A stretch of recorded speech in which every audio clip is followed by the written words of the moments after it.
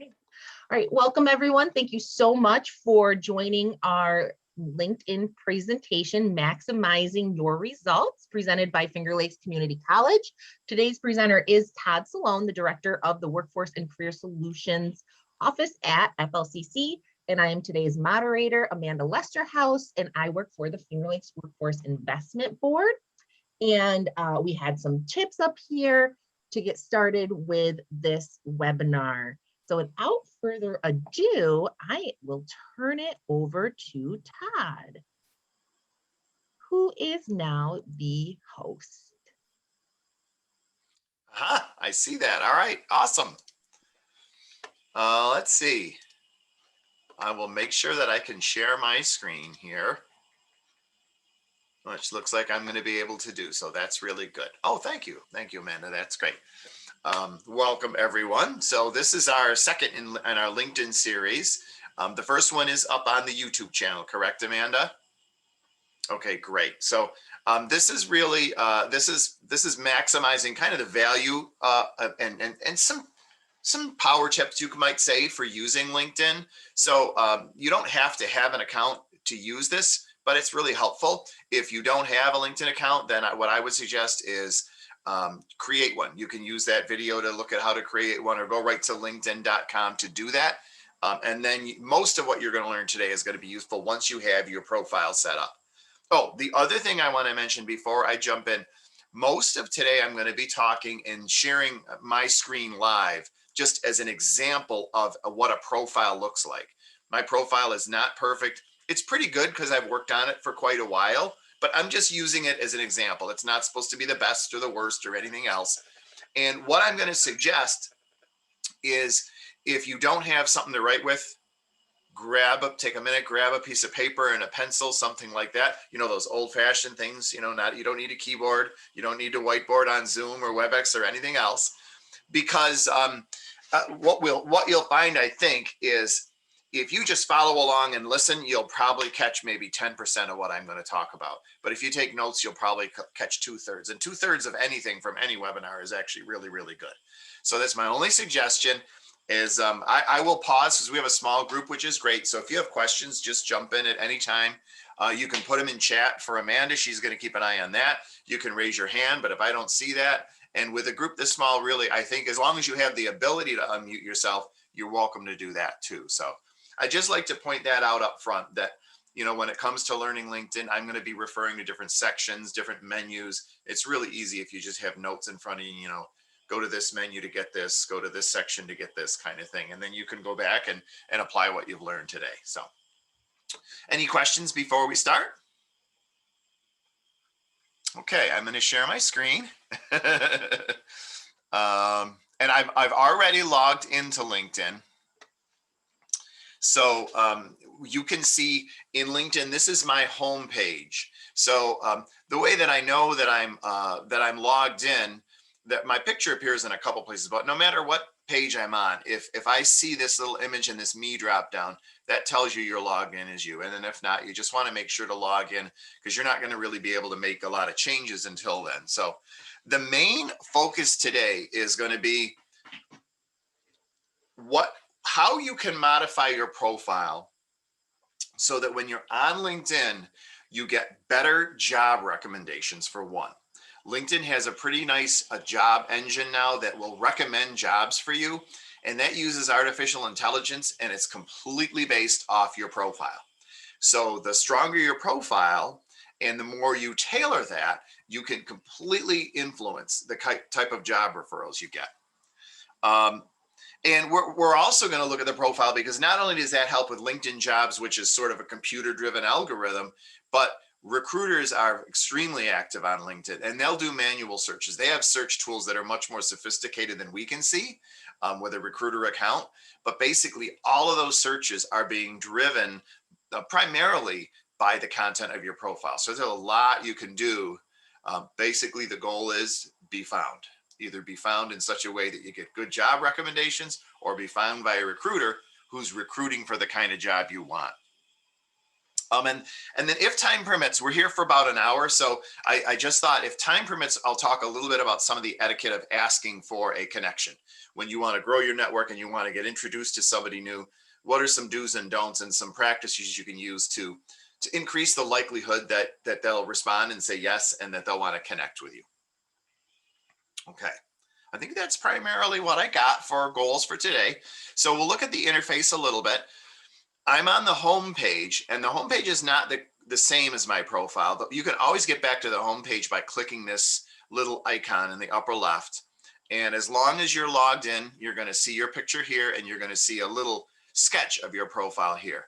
The central part here is your feed, and this is activity that you have posted. It is responses people have made to your posts, and it's posts from people in your network. And of course, we can't forget it's advertisements that LinkedIn has put in there that they think you will really, really like. So it's not very different from a Facebook feed, other than the fact that it's driven by your network. It's just not time-based. What you see is driven by the people who've commented and how close they are to you in terms of a network. Okay. If you want to share a post, you can do that right from here. One thing I'll mention on LinkedIn, it is definitely not Facebook. This is not, oh my gosh, I got a new puppy kind of situation. It's a professional network. And so it's huge. LinkedIn, I don't remember the number of users off the top of my head. We talked about it in the last seminar, but it's in the tens of millions. And it is primarily focused on finding work. I think of it as sort of the professional face of your life is what should be here. Not the personal, not the social, not the family. That's really what it is. So posts here, a good place to start with posts is maybe resharing something else you saw that demonstrates your interest or expertise professionally.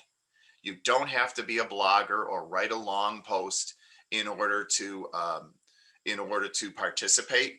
I spend most of my time sharing links from groups or articles or other sources.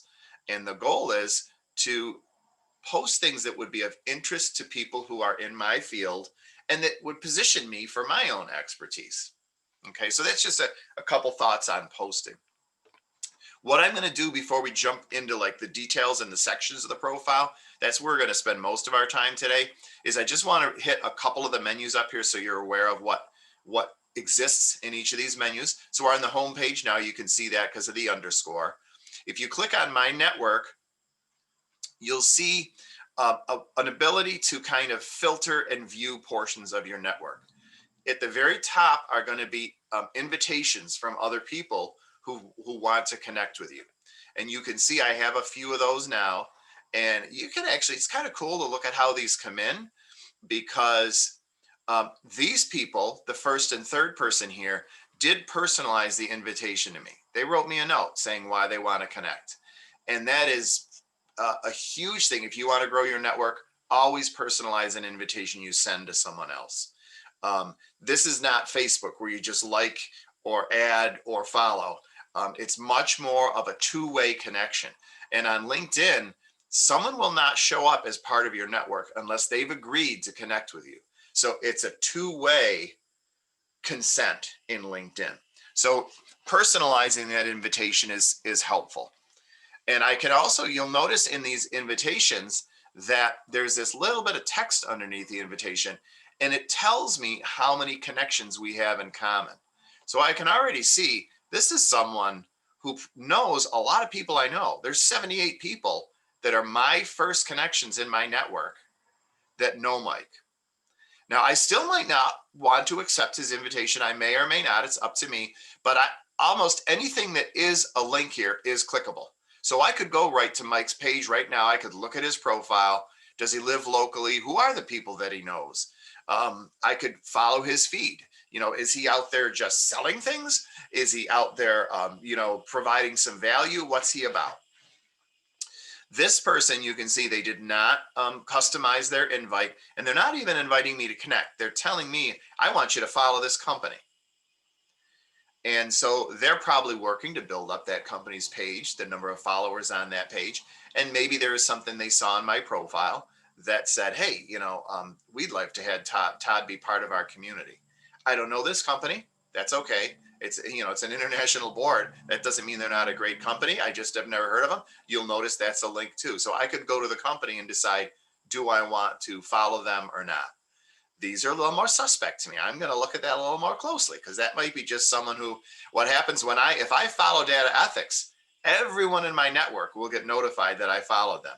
So this can also be a great sales tool for this individual, when really data ethics, they don't typically have jobs I'm interested. They're not an interesting company I want to follow. And these buttons are just straight up how I do that. I can immediately accept these or ignore them. They'll still show up in my history that I was invited at one point, but if I hit ignore, they won't show in my feed anymore. I'm going to pause there. Questions, comments?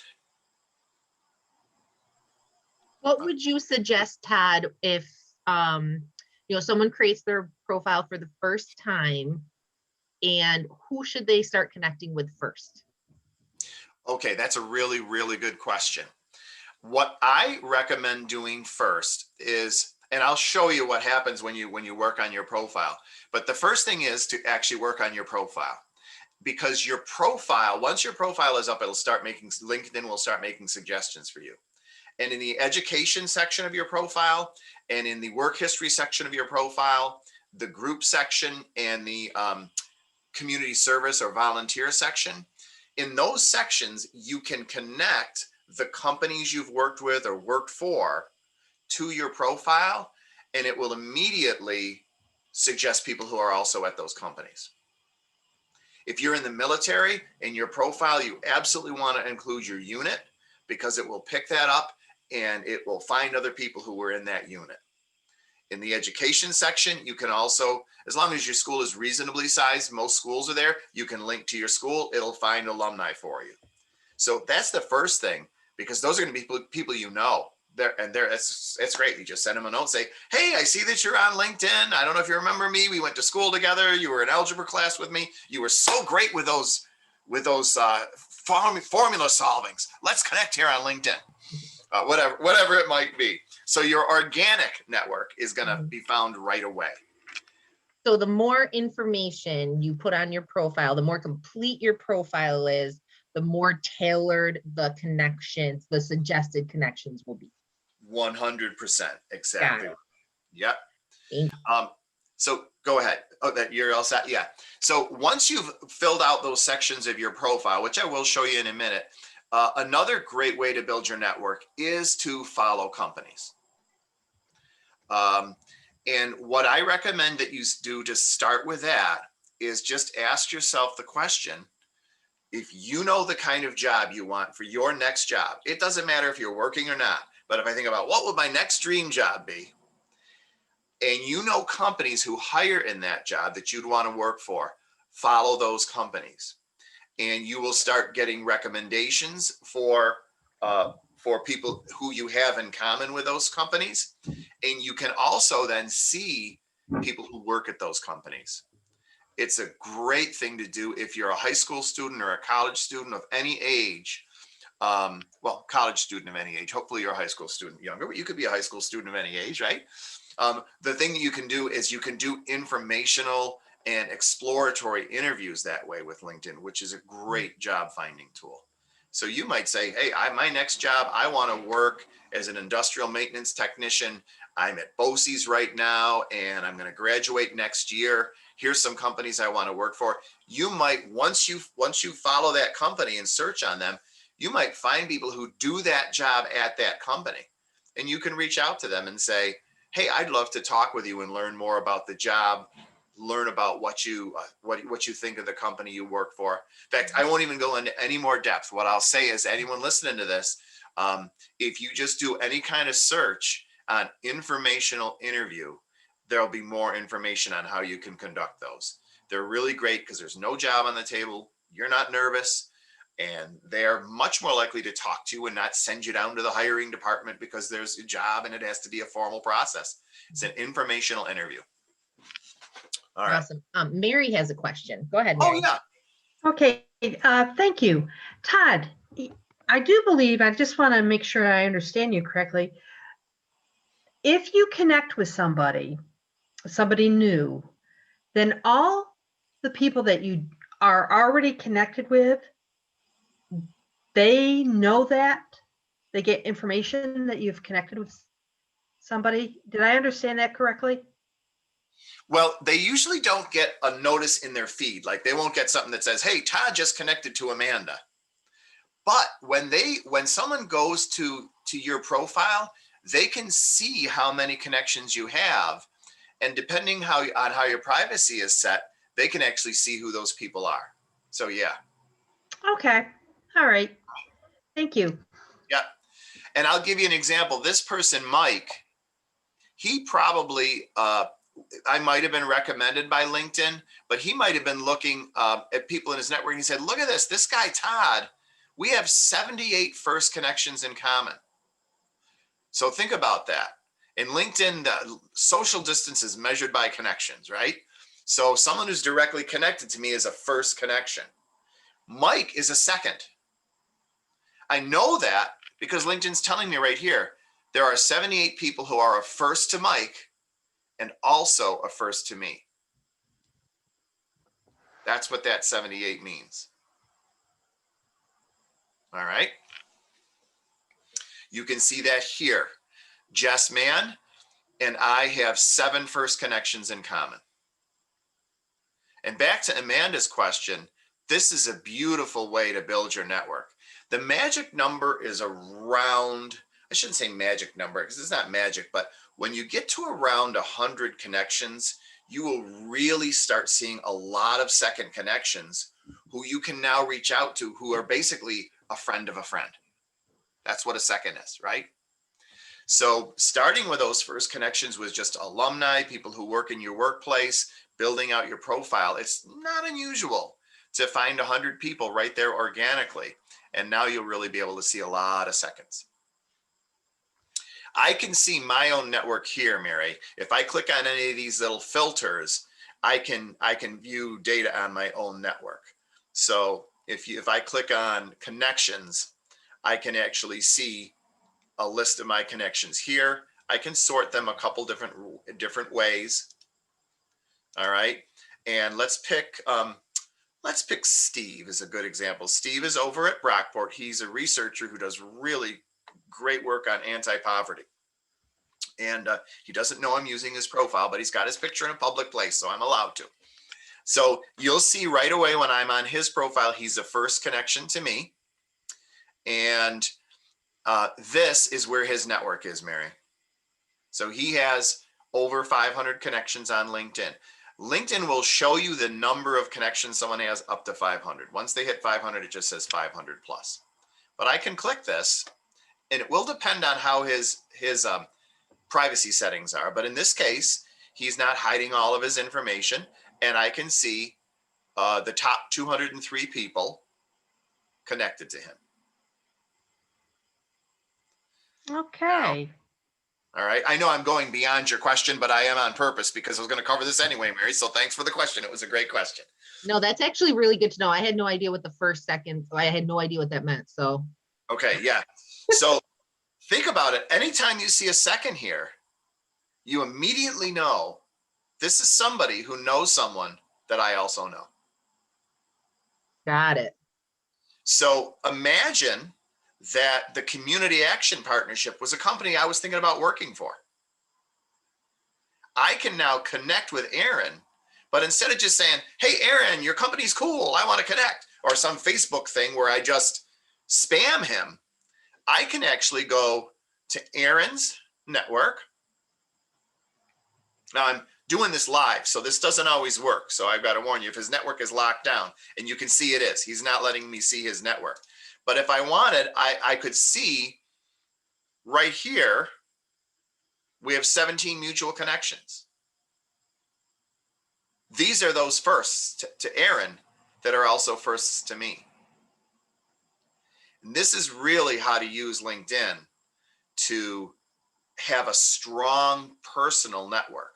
And so I can now click this and I can look at this list and say, oh, Dr. Campbell, I know him pretty well, but I haven't talked to him in a while. Oh, Jen Sutherland, awesome. You know, I'm having a good time looking at my people. But I go, oh my gosh, Michelle Atlas, she's a great friend. There's Steve, by the way. my first connection that connects me here, right?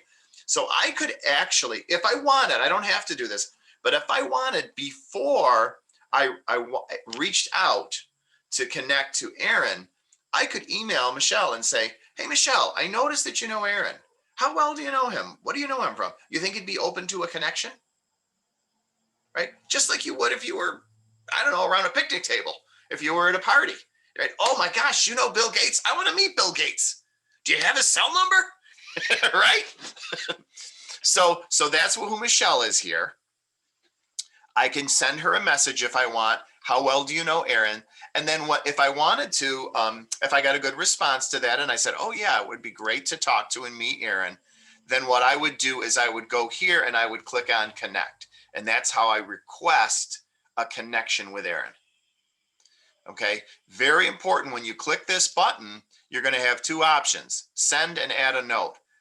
You'll probably make this mistake. I've done it a bunch of times myself and accidentally just go, oh, there's the blue button, and click it. That's just a generic, hey, Todd wants to connect. I get no chance to personalize it. But if I put add a note, now I can customize this. I have up to 300 characters and I can say, hi, Aaron. I think your company does great stuff. I'm really interested in you. And I talked to Michelle Atlas the other day. She suggested that we connect. That's a simple template for a personalized connection. Mention the name of the person that you're connected to. If they recommended connecting for a reason, state that reason and tell them why you want to connect. And now that my invite is going to show up in Aaron's feed as one of those nice personalized ones we saw earlier, instead of just some generic spammy one that has no message to it. And yeah, that's honestly, and anybody that you're connecting with that you may not know personally or ever actually met in person, especially, how nice is that? Think about if you were on the receiving end and receiving a connection from someone you didn't actually know, and you were trying to figure out, right, if they were an actual real person or right, a scammy thing. It's a really good point. And that is one of the things that separates LinkedIn from some of the other social networks. Not better or worse, but generally it's more personal. So you can tell Aaron is someone who's more closed about his network. He can do that under LinkedIn. He has that right. He has that privilege based on his title, which is a VP of organizational capacity. It's likely that he could easily have more than 200 connections on LinkedIn. But he doesn't accept all invitations. He probably only accepts ones from referrals and that kind of thing. So that's a great way to leverage that. It also tells me, wow, you know what? If someone's connected to Aaron, he probably knows them pretty well. And that is not Instagram. That is not Facebook. Nothing against those sites. But, you know, someone can like and follow anyone, right? But it doesn't imply there's a good relationship there. Okay. So coming back to our menus here at the top, we looked at home and we looked at my network. You'll notice there's a red dot by home now. All that is saying to me is there's something new in my feed since the last time I was there. Jobs will show you recommended jobs for you. You can search in here if you want, but look at this. These are jobs that are recommended for me. And I want to tell you the reason I wanted to spend a little time on this, and especially on our profile today, is because LinkedIn's search engine for jobs is really good. Now, at first, you might just see random stuff in here, but when you get a good profile going, and it doesn't take long, you're going to get recommended jobs that really fit your skills and experience. It's amazing. And it took me a while to get here, but I would say 8 out of 10 jobs that LinkedIn recommends for me are like, yeah, that's a job I'd be interested in. It's a good fit for my skills. And it's all just being driven by what I've put in my profile. I can click on any of these to learn more about it. Any posting is going to have embedded links. So I'm not going to do that right now, but if I went to this posting, I can learn obviously more about the job, but the company, I'm going to have a link to the company page. I can learn more about the company. You'll notice it's telling me right away. There are 3, this little alumni here. This is the logo for the college I went to, or one of the colleges I went to, which is Elmira. I'll do a plug for Elmira. So it's actually telling me there are 3 people who went to Elmira who work at this company. It's beautiful. Even if I don't know them personally, isn't an alumni going to help me out? High schools are here.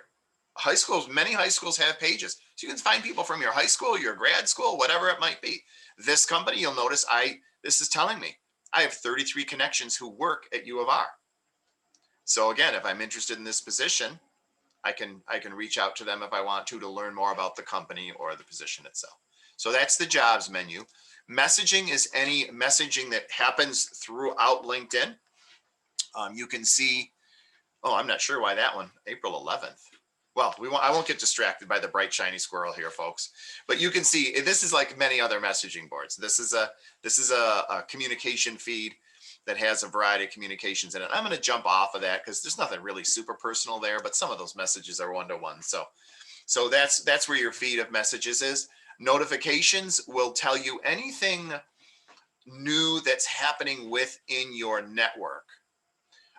Mine is empty right now because I just visited it before the seminar when I was preparing for it. So it's all cleared out. Everything's been read.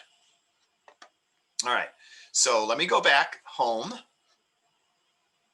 And you'll notice it brings me back right to where I was in my feed, but it does let me know there's some new posts there. So if I click that, it'll refresh my feed and move up, bring me some of the new posts since the last time it was on my home page. Okay, I'm going to pause there for a minute. This is great. We're right about the halfway point, and I would like to jump into, in just a minute, we'll jump into the profile and the various parts and how you can use those parts to improve your results. Any questions or comments before I do that? Not a question, Todd, but can I just point out that now Sure. the top thing on your feed is, do you hide your connections from your other connections? We were just talking about that. Yes, thank you. Where is that? Oh, there it is. Oh yeah, this guy. Oh, this is great. I'm going to do it. I'm going to do a shameless plug. If you want to learn about really all the features, and if you think of LinkedIn as software and you want to learn all the menus and sub-menus and features and things you can do, this is a great person to follow, Andy Foote. He is an absolute LinkedIn power user, and that's what this is about. This is showing you how to hide or unhide your connections. And LinkedIn is reciprocal, right? Like I said earlier, if I'm connected to someone, they have to have agreed to be connected to me. It's a two-way consent. And that's what happens with hiding too. If I hide my connections from the world's connections are going to be hidden from me. So that's an option you always have, but it always is kind of a two-way street. Many of those settings are that way. Yeah, so there's Andy. Hey, Andy, how you been? Okay. So I can go to my own profile by just clicking on my name here. And now I'm seeing my profile. All throughout this profile, generally on the right-hand side, you will see little pencils, editing pencils. So that's where you can edit that section of your profile. If you don't see pencils, you're probably not logged in. So you're probably looking at your profile as if you're a public person, not a user. So you want to make sure you're logged in as you. Then when you go to your own profile, you'll see these editing pencils. This is almost exactly what your profile looks like to somebody else, but it's not exactly the same. If you want to see exactly how your profile looks to someone else who might not be logged into LinkedIn, you can use this little section here. Okay, so edit public profile and URL. It's going to open in a new one. Now this is what my profile looks like to the general public. Okay, and it's a really nice feature because if you turn, I'm going to scroll down on the right-hand side here. These are all the sections of my profile. I can show or hide any of those to the general public.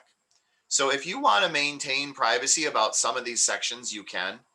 Frankly, if you're on LinkedIn, you're networking on the planet Earth, it probably doesn't make a heck of a lot of sense to hide stuff. You want to be found, right?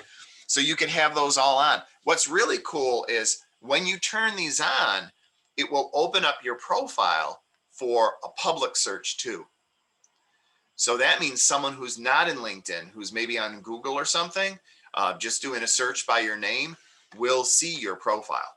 Otherwise, only LinkedIn users are going to see it. Does that make sense? Okay.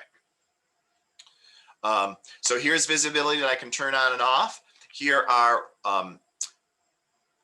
the the size of the network that can see my photo. And here is my choice about whether I want the public to see it. And it's explained, these are explained pretty well. I just say poke around after today's workshop and look at these. It's a lot of the details on what these mean are explained right in the actual buttons and settings themselves. So here I am, I'm at my profile. Now, one power tip, and this is a little tricky to do sometimes, but when you first create a LinkedIn account, LinkedIn itself creates a web address for you, a URL, right? And that thing is usually some really random mishmash of your name, initials, and numbers and all this. It's nothing to do with you.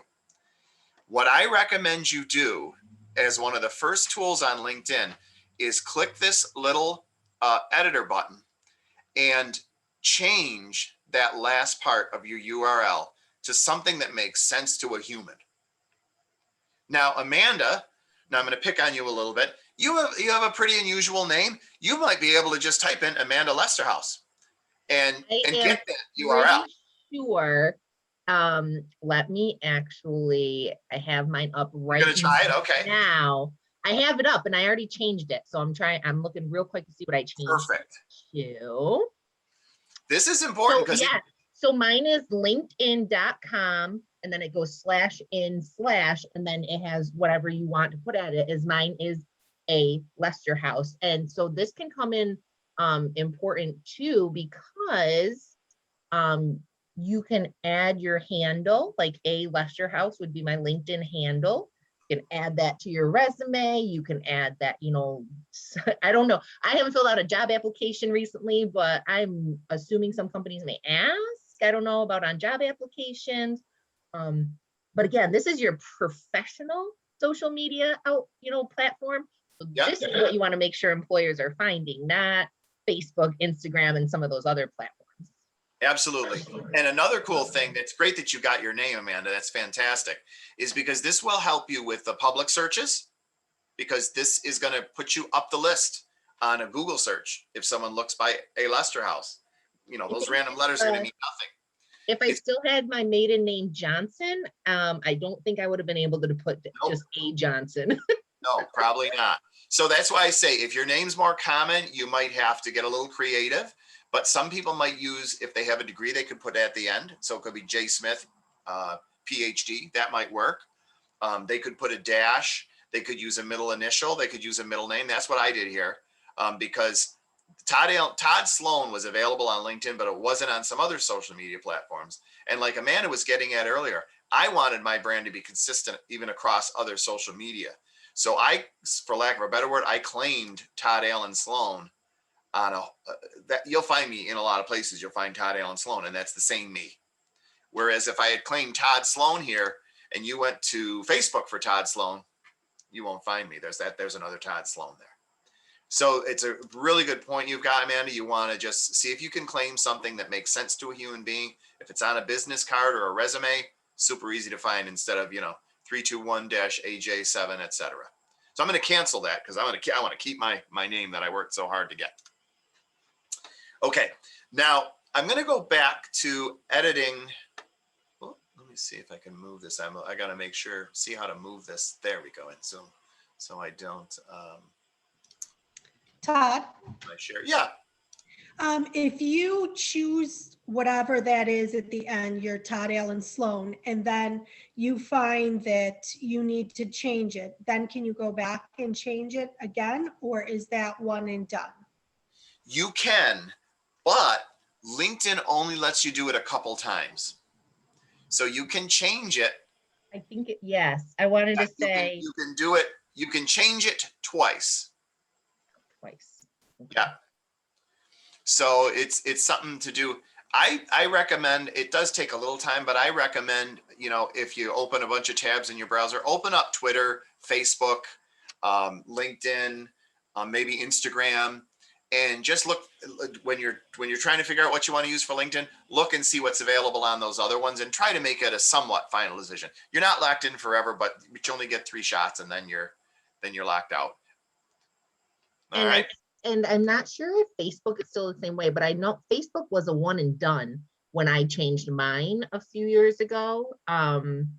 I was actually waiting to get married before I changed mine. Um, so I don't know if Facebook is still a one and done. So if someone already has that locked in, they may want to look at that first. Yeah, I can't, I did it in Facebook a long time ago, and yeah, I don't want to speak out of school. So it's definitely worth looking at. And like I said, if you can find a variation on your name that you like and want to use, and you can find it on all four or however, whatever platforms you're going to use, grab it all at once. Boom. Now that's your business card or your resume. Anytime someone searches, it's huge. It really moves you up the rankings on the search engines, like Google and any public search engine. So, okay. Profiles, you ready? Can I have a yes? Got to get the circulation in the arms. Oh, Audra, come on. Can I have a yes? Thank you very much. Okay. Use up your Zoom room. Use up your Zoom room. Okay, sorry. Okay. So here's my profile. Again, I'm logged in as me. I'm not looking at the public version anymore. I'm looking at my version. And I want to be looking at my version because I get these edit little pencils and I can work on this.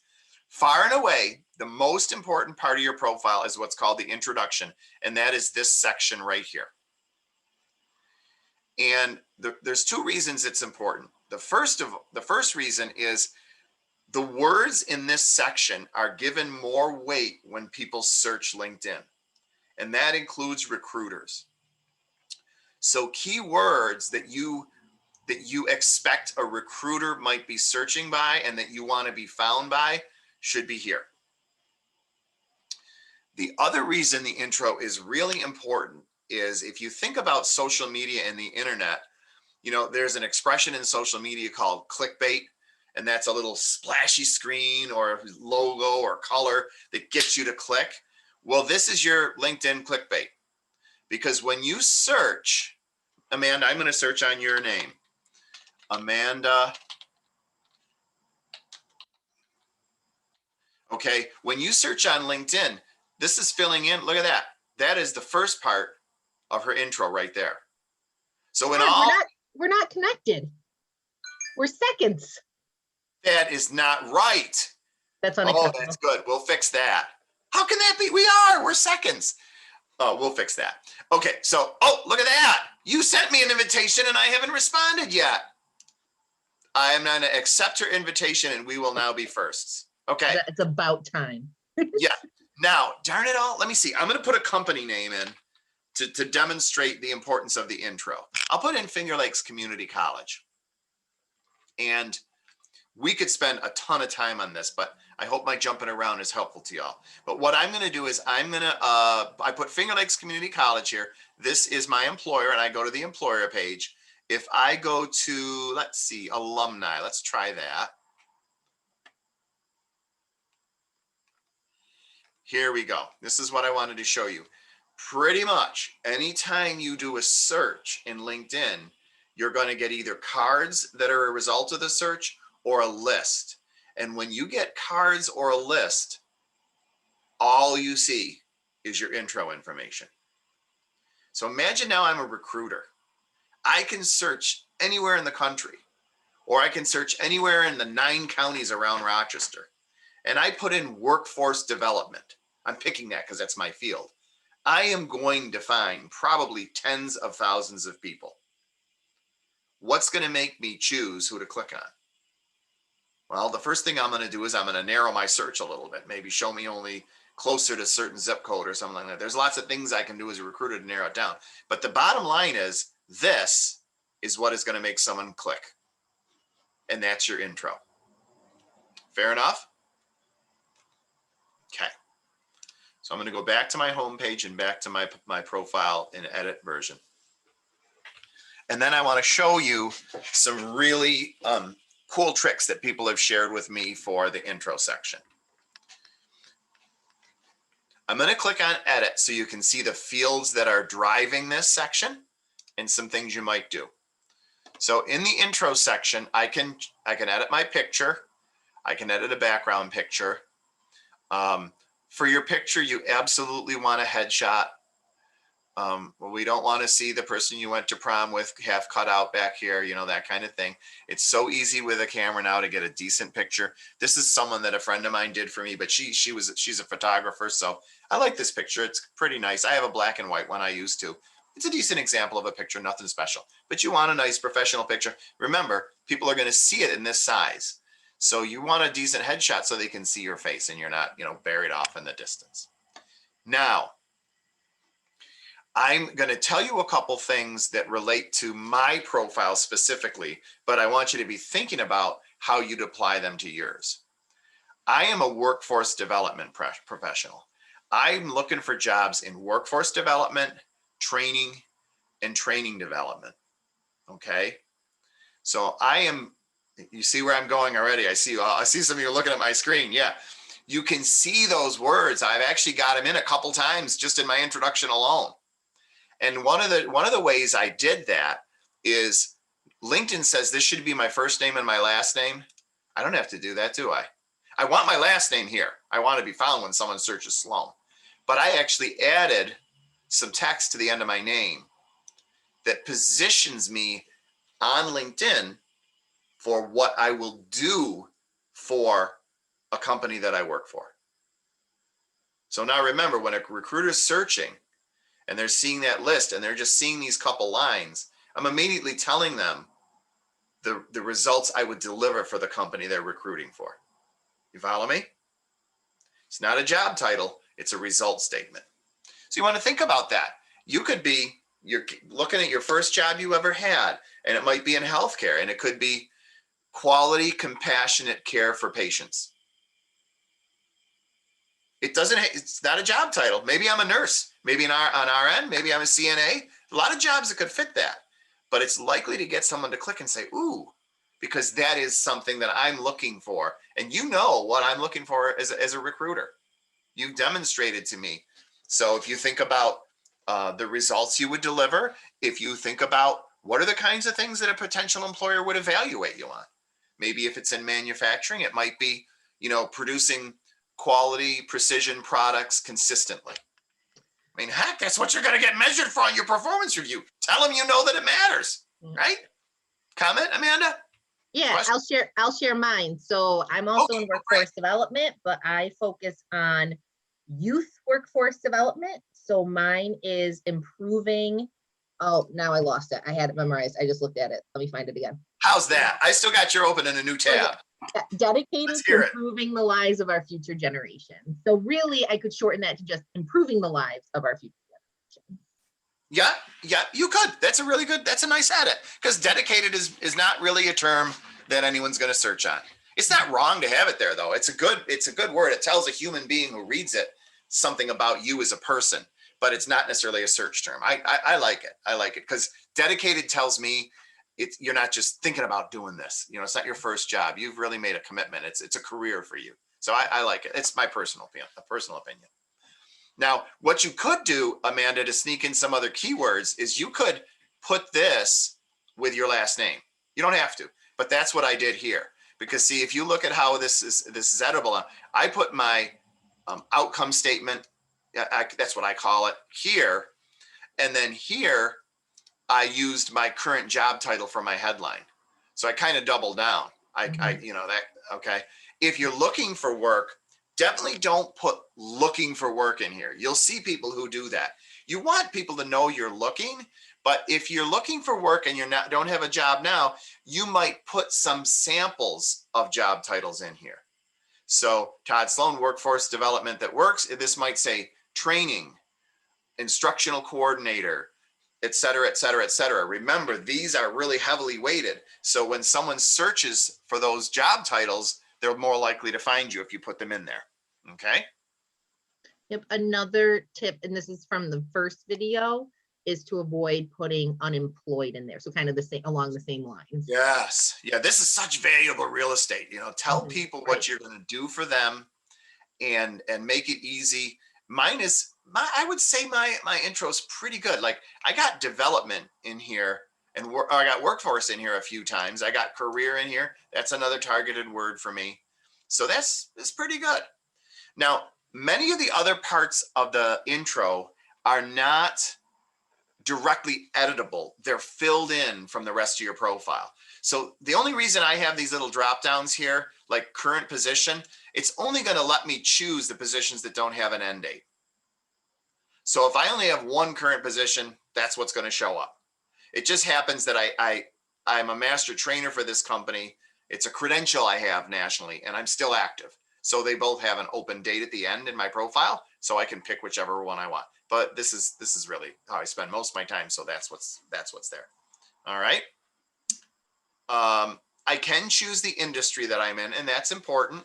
If you know the industry that you want your next job to be in, and you wouldn't be, completely lying to say you have some experience there, put that target industry in there, because again, you're going to get better search results. Fair enough? Okay. All right. So I'm just going to kind of scroll down the profile now and highlight some of the key things in the other section. We got about 10 minutes left, so I'll take about 5 minutes and just do some quick highlights, and then any questions you have as we go, just feel free to interject. If you are have a newer profile, this is a nice section. LinkedIn will make suggestions on things you can do to strengthen your profile. This is editable by you. It's about a paragraph. This is also really important from a search point of view. This, two things I'll mention. It's, you know what? I can't remember the page, the character limit on this right now. I apologize. I haven't thought about that in a while. But this is a 3 or 4 paragraphs you can fit here. Shouldn't be wall of text. And the only way anyone is ever going to see the whole thing is by clicking see more. And so that means, just like your headline is clickbait to get your whole profile viewed, the first few lines of this are there to get people to go, "Ooh, I want to hear more about that." This one, I'm not trying to say, oh, mine is all that, but if you look at this after today's workshop, it's really designed down to the word that it even ends on to make people want to read more. Because this statement tells people, the very top is what I will do for the company that hires me. The middle is how I will do that, some of my key strengths. And for me, this next section is loaded with nouns that I want recruiters to find me by. So I want them, if anyone who looks on CRM databases, that's an inside baseball term. Some people have no idea what it is. Some people know, but guess what? I want my recruiters who might want to hire me to know I've got that experience. LMS, inside baseball. So these are really, they're not even sentences. They're not horrible to read, but they're really nouns that I've got in there because I want to be found with those terms. These are for humans to read here. This is me trying to tell you, man, you hire me, this is what's going to be different in your company if you do. And then this is me making good on that promise. This is how I'll get that done. Nouns, and then these are also more noun and search terms that I've loaded in there. Okay. Featured is not something that, you can edit this, but this is generally just a feed that people will see in your profile. This blue dashboard, no one else sees this. It's just information on your profile for you. So similarly, activity is just recent activity in your feed. Okay. The next section that's fun to edit and will really help you a lot, get your experience in there. It doesn't matter how old or young you are, get your experience in there. And when you edit a position, so I'm going to edit this one, just a couple things to note is the company's name will autofill as you start typing it.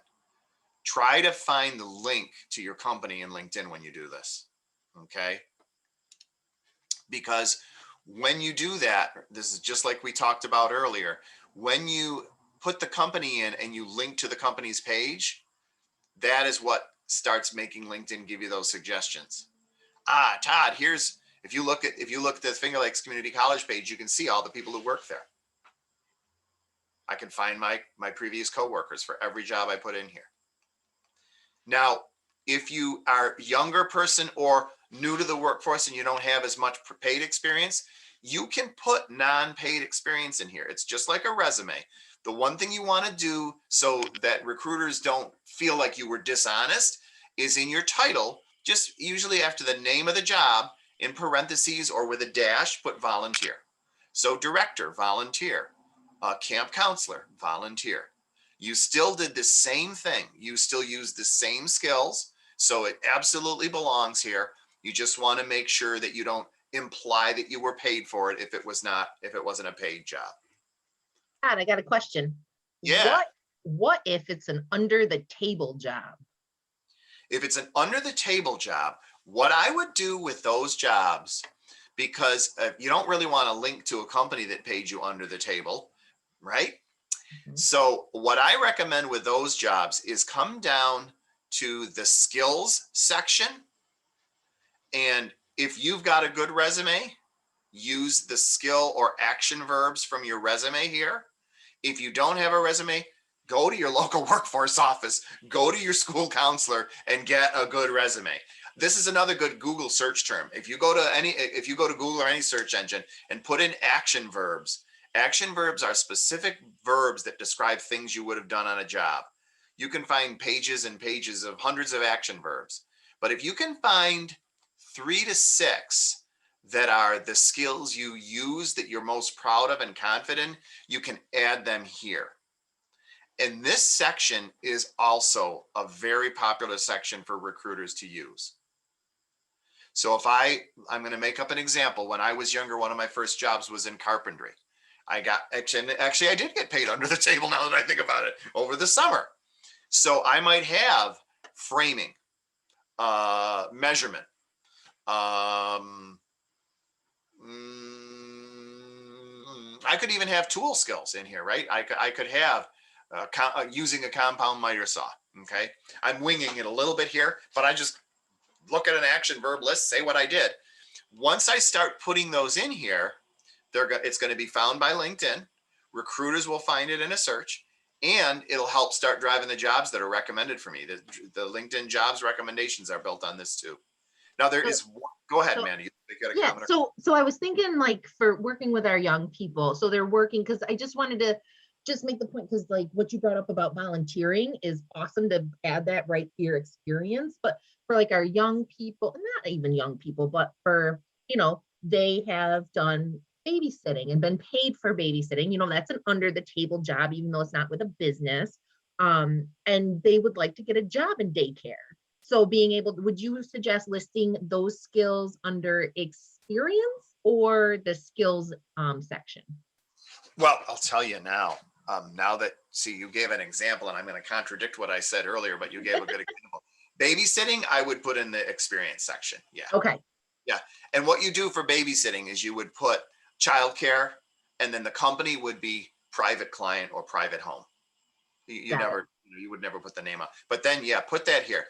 You bring up such a good point, Amanda. A lot of people, it's funny that we do this. We tend to like always push up other people's experience and kind of dismiss ours. But think about it. A job that you do for money and a job that you didn't do for money, or a job that you did in jail, or a job that you did under the table, it's the same job. And people hire you for the skills that you have and what it'll do for the company. So whenever possible, put it higher up on your profile. All right. Again, your point earlier was a good one. If you have any concern about it showing up here, or it might cause an interviewer to ask questions you don't want them to ask, go down to the skills section. They're still going to ask, where did you get that? But you don't have to say, oh, I did it when I was under the table, or I did it when I was in a vocational program in jail. You can say, oh, I was trained as an electrician through New York State. And this is what we did. And you talk about the skills you have. Okay, so you can see this is just my job history here. Some are longer, some are shorter. You can't do much with the order. LinkedIn sorts those by time. The only choice you have with the order is if you have 2 jobs, like these are 2 jobs that say to present, I can pick which one of those goes at the top. But otherwise, they're sorted by the end date of the job.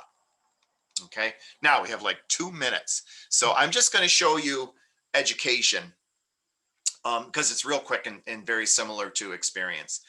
Education, similarly, you can edit and you can link to your alma mater, link it to your alma mater. If they're on LinkedIn, get this to be a link So you can find those connections, and it's tremendous for job hunting, because if you go to a company's page, you're immediately going to see anyone else who went to your school who works or used to work at that company. You can put quite a bit in here that doesn't show up immediately on your profile. Fill it out as completely as you can, because even though some of these fields don't show up on the profile, recruiters can search by them. And so sometimes those are what will make the difference between when they found 1,000 people and when they find 50 people. They could be searching for someone and say, wow, I found 3,000 people. That's too many. You know what? Just show me the ones who had a 3.0 or better. Or show me someone who has anything in societies. They can put a little asterisk in here and say, if they belong to any society, I want to shorten my list by finding people who have something there. Okay. All right. Audra dropped a question in the chat. Oh, So great. how do you reshare a post? Ooh, that's good. See, my answer is exactly like how you would on Facebook. Well, that's not wrong. So I'm going to my homepage by going to LinkedIn here, and I've got my feed. I'm going to go to Andy's post here. Well, I don't even have to do anything. I can do this right off my feed, and there it is. There's a few emojis that I can put that will these alert. are, I think, do you mind just scrolling across? Because these are different than Facebook. Scrolling, you mean across the four? I Here? think so, because I think it'll tell yeah. you like the clapping hands are celebrate. Oh, up here. Yeah. Yeah. Thank you. I'm with you. Yep. Like, celebrate. Respect, love. Sorry, am I going too fast? No, Insightful. insightful. Curious. Yes. All right. These will alert people in your network. Okay. I like to comment personally, because that will tend to, when you comment, your post will tend to move up higher in other people's feeds, because it takes more of an investment of your time to comment than to just click a little like. You can also tag people in comments. So I could put, hey, at Amanda, and I could alert Amanda specifically about that. There are definitely things you can do to get more activity in your feed. You'll notice this is not a particularly activity generating post. Be social, on social, open all the way. Andy, the original poster, replied to her, but this didn't get a ton of traffic. But if you posted something like that asked a question, Andy, this is tremendous. Does anyone know what the light bulb emoji means? You're going to have a lot of people responding to that. And why is that important? Because all the people who respond to it, it shows up in their feed, and your comment is the post they're responding to. So you show up in their feed. It's a little indirect way to build your network. Okay. Did that answer your question, Audra? It did. It was not, the screen was not following along as quickly as I needed to, but I'm going to go back and look at the recording again. Okay. Can you see it now? Because the short answer to your question is anything, when you go to your feed, any post in your feed is going to have these options at the bottom. Okay. And All then right. you just hit share. Yeah. Share will allow you to post it on your feed. Okay, great. Thank you. You got it. All right. Any other questions, Audra? I know we're a little over time. Anything else? Yeah, thank you for sticking You wanna around. I know we were clarify? a couple minutes over. I really appreciate it. No, that was my biggest one. And the kids asked me that too. So we're just working on profiles now with them. So we're taking one step at a time, making sure we have appropriate That's photos, awesome. that kind of thing. So I think one last question we should answer, Todd, before we finish is, Okay. how do we pick a background picture? Not our profile picture, but a background picture, because you do show up more in searches if you have a profile picture and a background picture. So Yeah, what should people use for that? I will give you a one-word answer. Canva.com. Yes. Is that what you absolutely. use too? Yeah. Yes. Yours So I is a actually very good use- example. mine was pretty easy because I just used this is actually the banner from our Facebook page, our business Facebook page for Finger Lakes Works for Youth. So I just used the banner from that because that's a part of my branding. But yes, canva.com is exactly what I was going to say. So they have, and so if you go to there, they have pre-made ones that are all set to the dimensions of LinkedIn, and you can just pick one that speaks to you. And the great thing with Canva is everything you said, Amanda, 100%. The nice thing with Canva that you can't get on a lot of the other online banner builders is you can easily add text to the background. So you could also put another little tagline or outcome statement up there. So if anyone has never heard of that before, it's canva.com, canva.com. Yes, right, Todd? Audra, I know we're a little over. You have to do the official poll for me.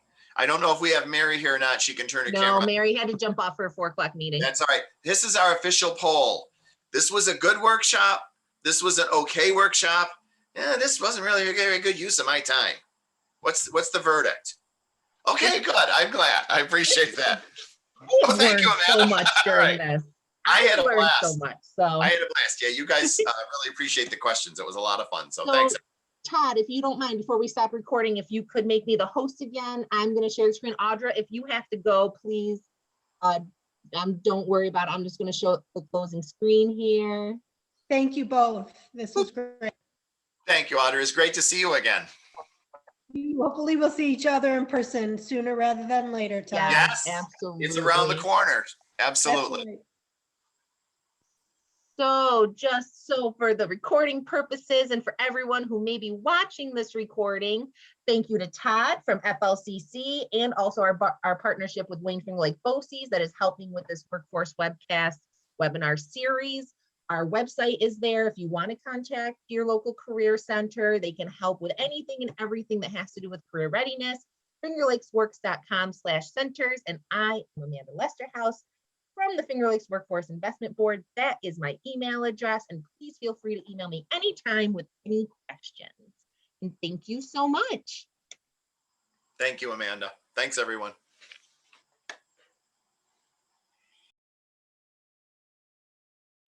We out? We out. Bye. All right.